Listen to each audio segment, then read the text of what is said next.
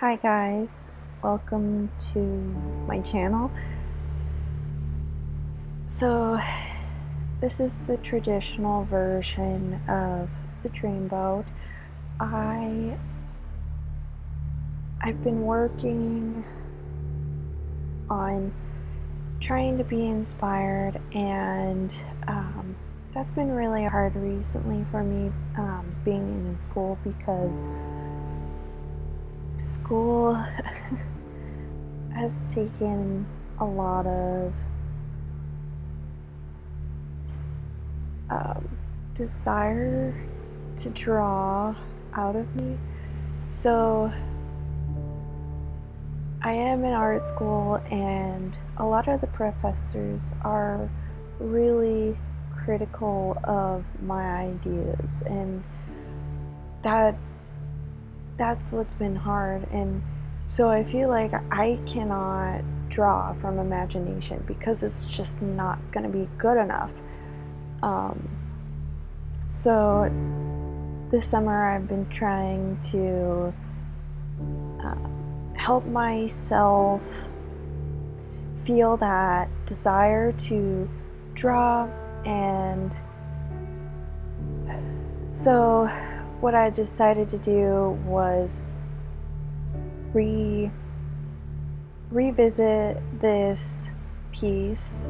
I had done it a while back in a different class for screen printing, and if you don't know what screen printing is, it's very limited in what you can do with the colors.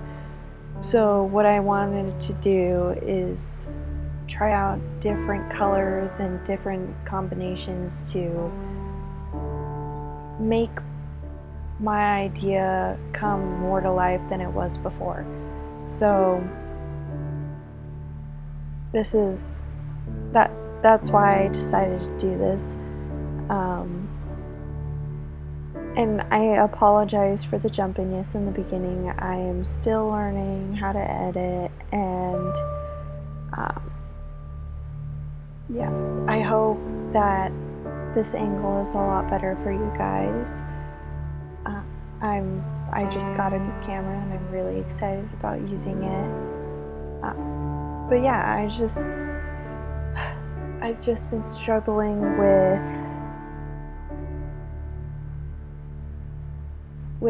being able to draw from my imagination, and it's one of those things that I wish I could change, but I can't. And I know I have to work on it, but man, it's been a struggle, mainly because I've been in school for so long and feel like everything's just been sucked out of me. Like all the life, all the imaginations, all the dreams of things that I've wanted to do have just been not good enough at all. And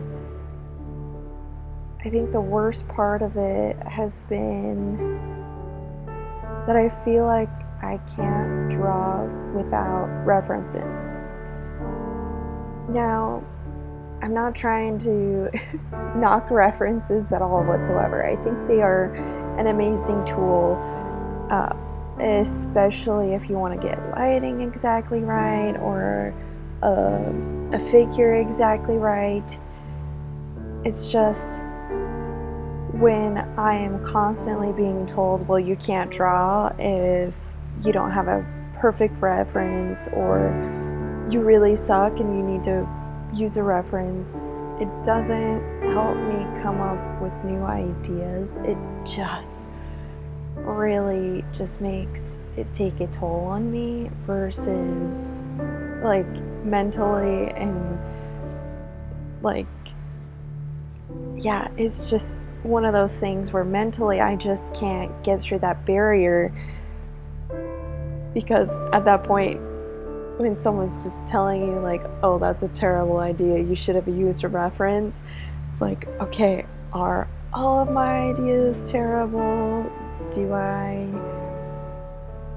like, how can I come up with ideas if all the ideas suck? and how can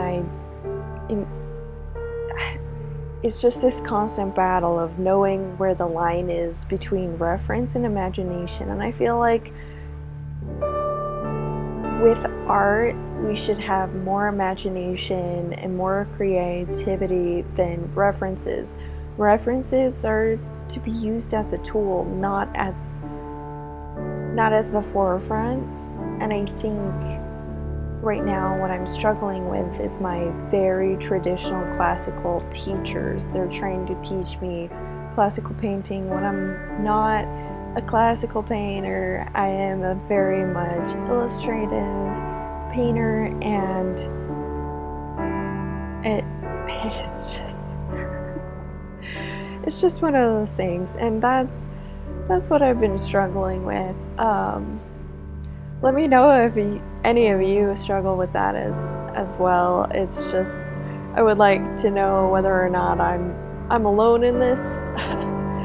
But yeah, I've been struggling a lot with that, and I've been trying to get out of that funk so that I can feel joy again, because I haven't been having a whole ton of fun drawing because of all of that. Like I'll start with a basic figure, and then I'm like, well, it's not good enough because I don't have a reference, or different things like that. It's just, so I'm working on it. You'll see it, and I'm gonna try and post a little bit more here so that you can see more of what I'm trying to do and how I'm trying to break through that barrier of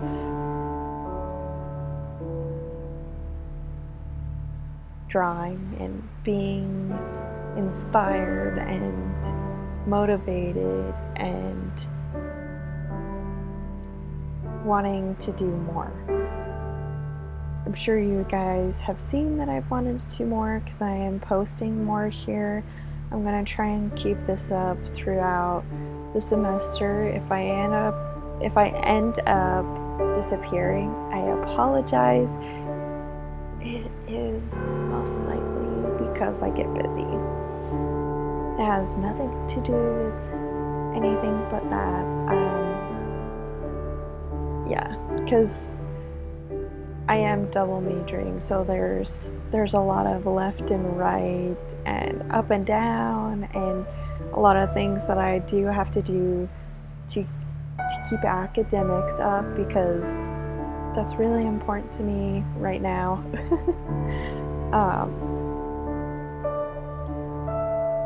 But yeah, man, it's always so difficult to know what to talk about during this whole time, mainly because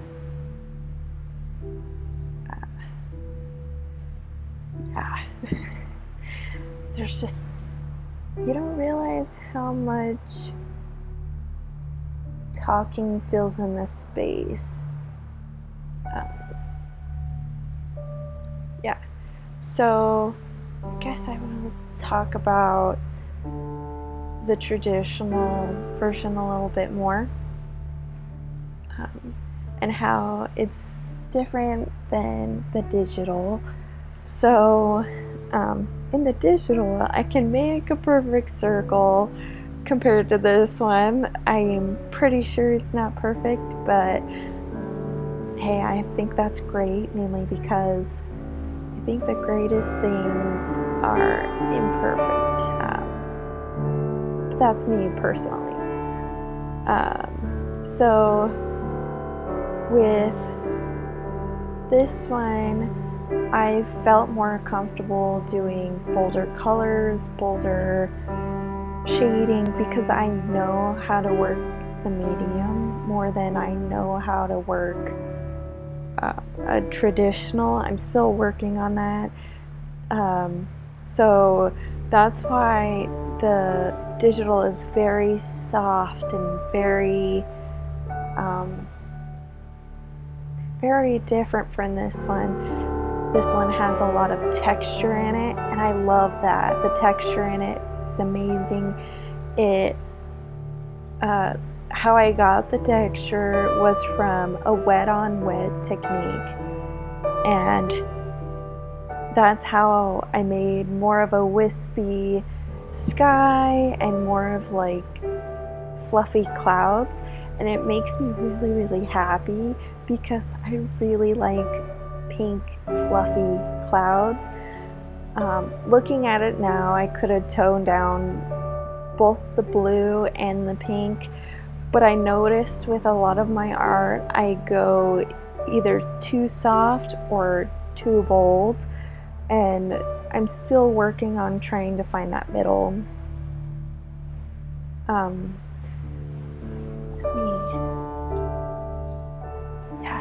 Okay, sorry. I just wanted to look at the digital version a little bit more so I could more accurately talk about the differences.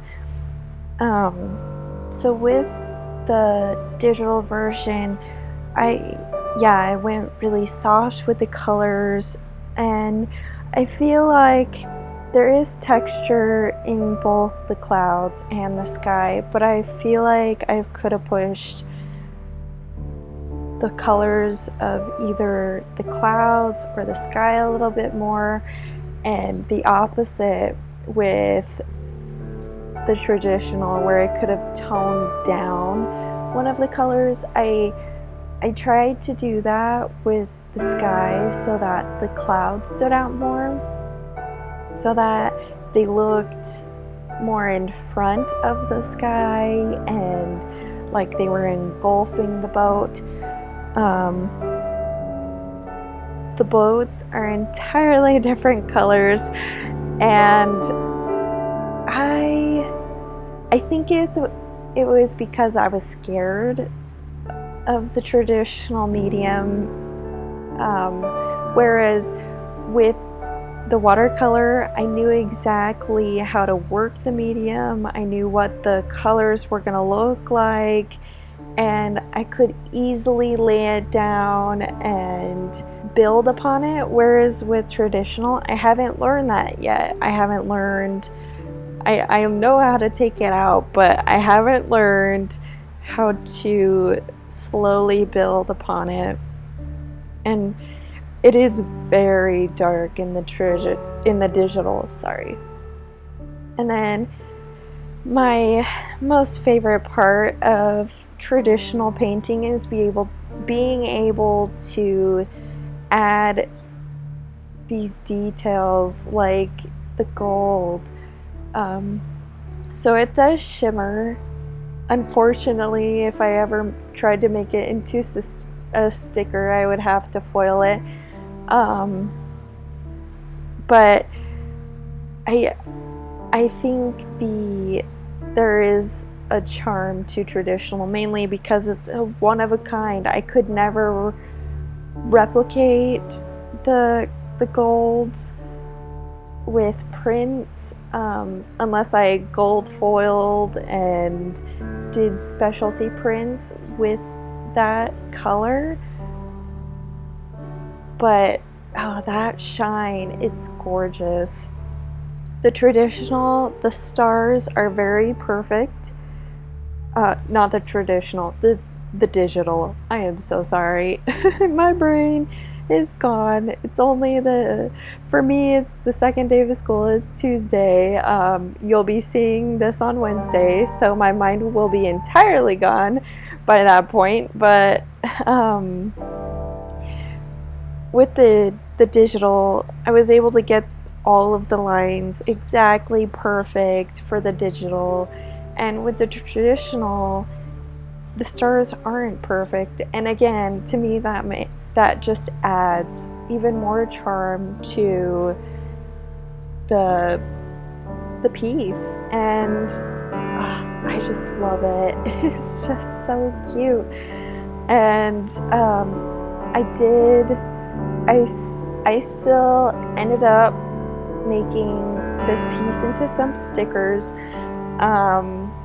obviously there is no gold foil on those stickers, but I still think they turned out very nice.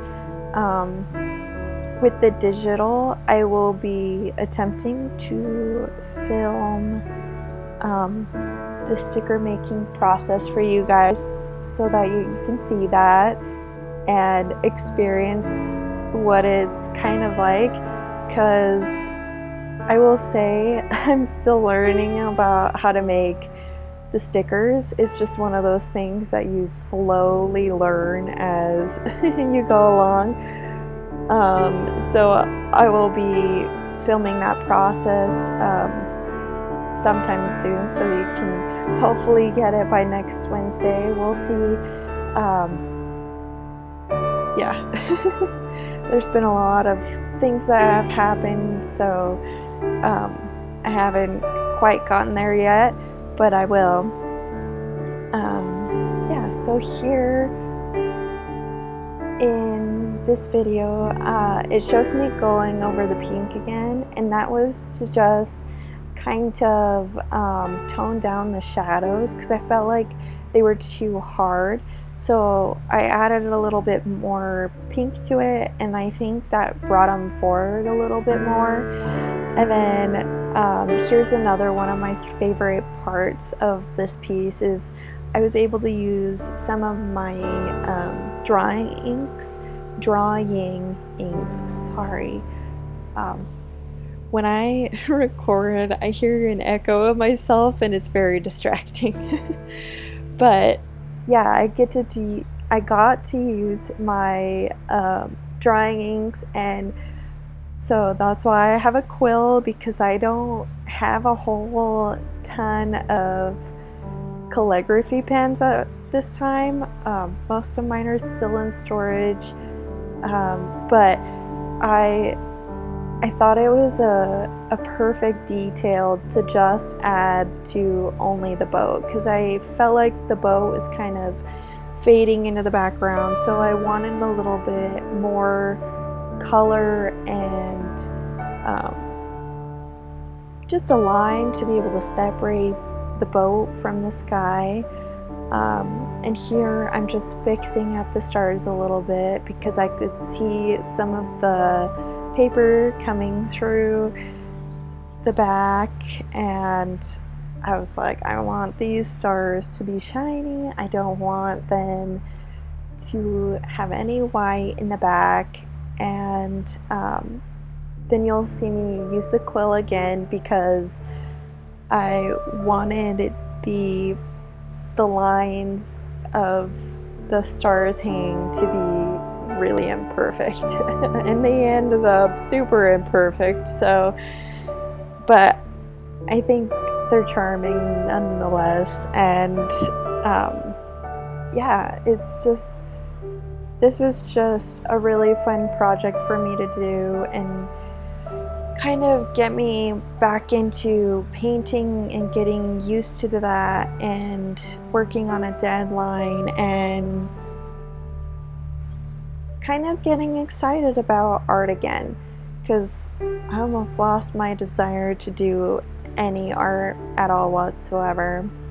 And then here's a satisfying part of watching the tape come off and having the clean edges. Super awesome. Yeah, so satisfying. And I'm just trying to clean up some of the edges here and there because this is not a perfect circle at all.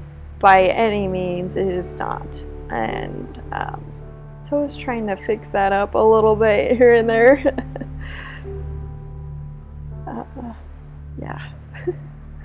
Just remember taking the tape off and being like, oh no, they're not perfect. And here it is. You get to see the shine. So exciting.